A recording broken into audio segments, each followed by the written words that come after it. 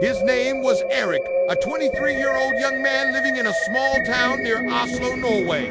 He wasn't the type who believed in ghosts or anything supernatural. His life was simple.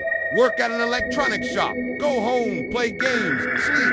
His friends described him as logical, a bit stiff, and mostly chill. But that changed the day he got the call his grandfather had passed away. The man had lived alone for years in an old wooden house at the edge of a forest. The neighbors found him sitting peacefully in his rocking chair on the back porch. It looked like he was just napping, but when they checked, his body was cold. The doctor said it was a heart attack. Eric didn't question it too much, even though his grandfather had always been strong. At over 70, the old man was still chopping firewood and hiking in the hills like someone half his age. But death comes when it comes, so Eric focused on the funeral. And after everything was done, he was left with the task of cleaning out the old house. The house was made of aged pine wood, built in the classic Scandinavian style. 2 floors, steep roof, and a small storage shed in the back that was always locked. When Eric was little, he wasn't allowed near that shed. His grandfather used to say it was just full of tools and junk. But now, with no one left to stop him, Eric figured it was time to see what was really inside. He found the key hanging behind the kitchen door. The moment he unlocked the shed, a wave of cold, musty air hit him. It smelled of damp wood and dust. The space inside wasn't very big, just a few shelves lined with rusty tools, dusty boxes, and a couple of old sacks. But something caught his attention. Sitting on a small workbench at the back was a wooden box, covered in a thick layer of dust. It was strangely clean compared to everything else, like someone had put it there carefully and never touched it again. He opened it. Inside, wrapped in an old piece of yellowed cloth, was a small wooden doll. It was about 8 inches tall, roughly shaped like a person, but stiff more like a mannequin than a child's toy. The eyes were painted red, unnaturally bright, and its mouth was a small O shape, as if it was caught mid-whisper. Eric picked it up. It was lighter than he expected. But the moment his skin touched the wood, he felt a chill run through his hand, like he was holding a piece of ice. On the bottom of the doll, there was a phrase written in faded black ink, HVH Visking Batir. Duh! He used a translation app on his phone. It was Old Norwegian. The meaning, every whisper means death. Eric laughed. Creepy! Probably some old family prank, he muttered, slipping the doll into his bag. He figured maybe his grandfather made it, or it was some old artifact. Either way, it looked cool and might be worth keeping, maybe as a conversation piece or something to display on his shelf. He spent a few more hours cleaning up the shed and drove back to Oslo that evening. His apartment was small but cozy. He lived alone, like most young adults trying to figure life out. He placed the doll on the bookshelf next to a few Star Wars figures and old books.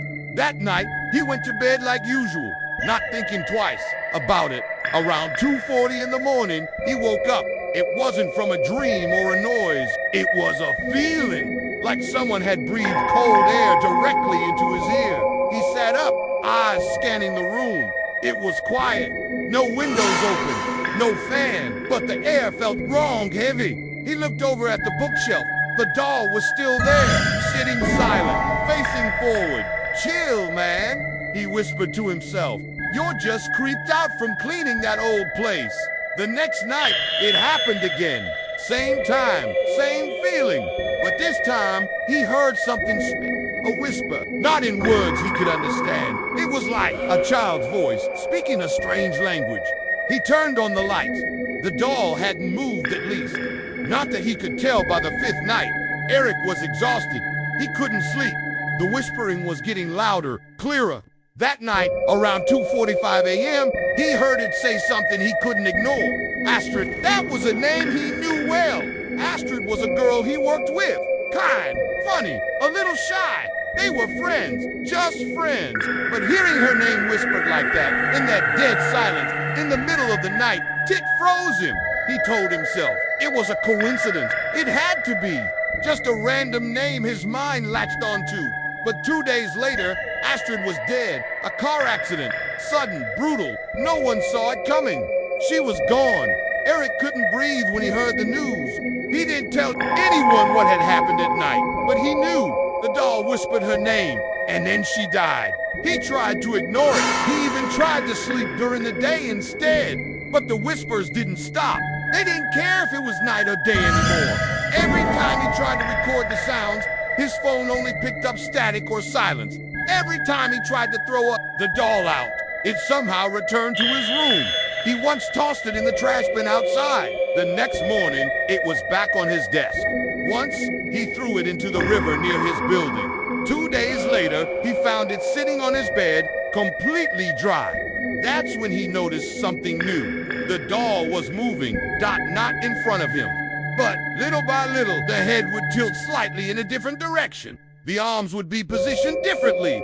Sometimes its legs were crossed when he swore they weren't before. And worst of all, it always ended up facing him, watching, waiting. He tried to laugh it off, to call himself crazy, but then the whispers came again, and this time it said another name, Yolena.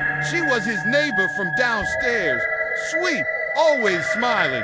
She gave him cookies once when he helped her carry groceries. 2 days later, she was found in her apartment. Suicide. Hanging no note. Eric nearly fainted. He knew now that it wasn't a coincidence. It wasn't just his mind playing tricks.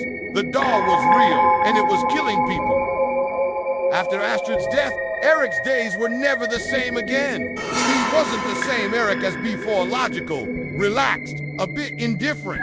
Now, he was easily stopped, constantly anxious, and always lost in thought.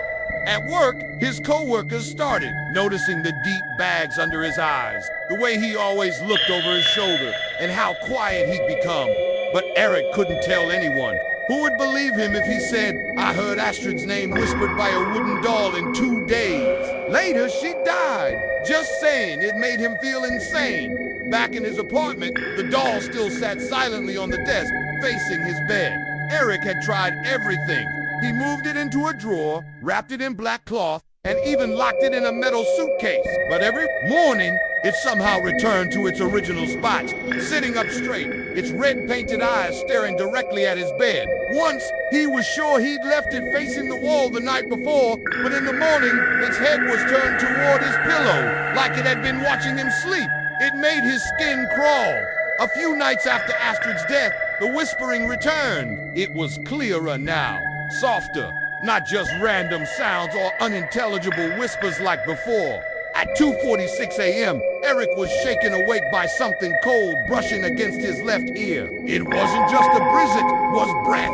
A chilling, wet breath that seemed to whisper straight into his eardrum. The voice was soft, like a child learning to speak a foreign language.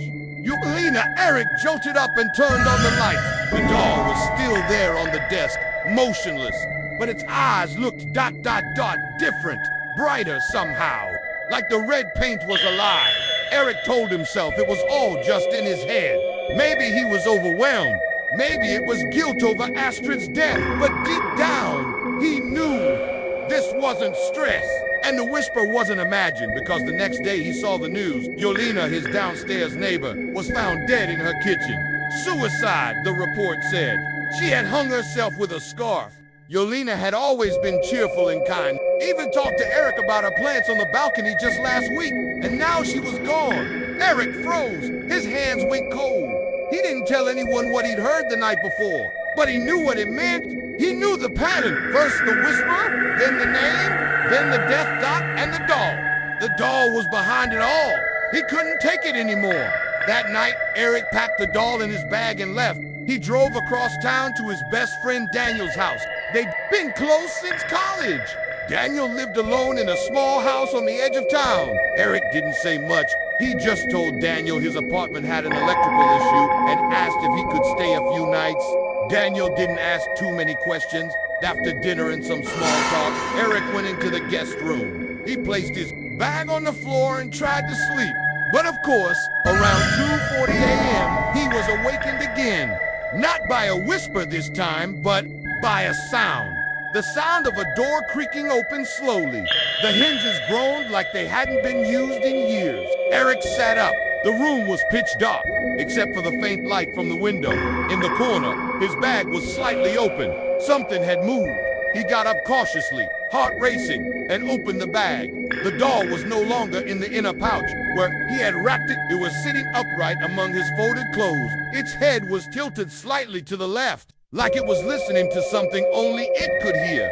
Eric couldn't breathe. He grabbed the doll, walked straight to the kitchen, and opened the oven. He shoved the doll inside, turned the heat to maximum, and stared.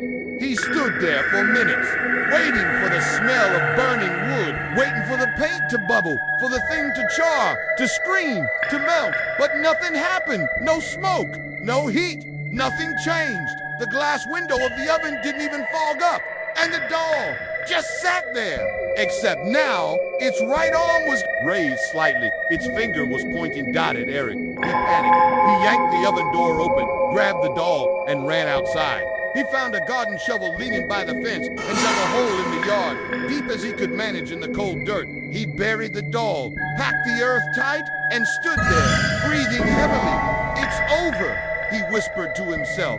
"It's buried. I'm done." He went back inside and collapsed onto the guest room bed, not even bothering to change. For the first time in days, he slept deeply. The next morning, Eric woke up to birds chirping. Warm sunlight streamed through the window. The air smelled clean. He felt, dare he say, it's relieved that was, until he stepped into the kitchen. Daniel was sitting at the table, pale as a ghost. His hands were shaking. In front of him, on the table, sat the doll, dot clean, untouched, no dirt, no burns, just sitting there. And now, something was written on its chest in deep red ink. Daniel. Eric froze. His legs went weak. Before he could even speak, Daniel raised his hand, stopping him. "I found this here this morning," he whispered. "My name. It's my name on this thing. What the hell is this?" Eric. And Eric broke down. He told him everything about his grandfather's shed, the writing under the doll, the whispers in the night, the names, the deaths, everything. Daniel listened quietly, not saying a word. After a long silence, he looked Eric in the eyes and said, "You need to leave. Take that thing. Don't ever bring it here again." That night, Eric didn't have anywhere to go. He couldn't return to his apartment. He couldn't stay with Daniel, so he slept in his car. He parked by an old lake just outside the city. No lights, no people, just the sound of water lapping gently against the shore. But at exactly 3 a.m., it started again. Not one whispered .2.1 in his left ear, one in his right .2, overlapping whispers, layered, frantic, like two children trying to talk over each other in gibberish. He covered his ears, but it didn't help. The sound wasn't coming from outside. It was inside his mind. He felt like screaming. He could feel the words crawling inside his head, eating at him, pulling him apart. Then, amidst the chaos, he heard a name. His own, Eric. He opened his eyes wide. His chest was tight. He couldn't move for a second. And then he saw it. The doll Dottie was sitting on the dashboard upright, as if it had always been there. Not smiling, not frowning, just watching. And Eric knew his time was running out. And this time, the whisper wasn't just a warning, it was a countdown.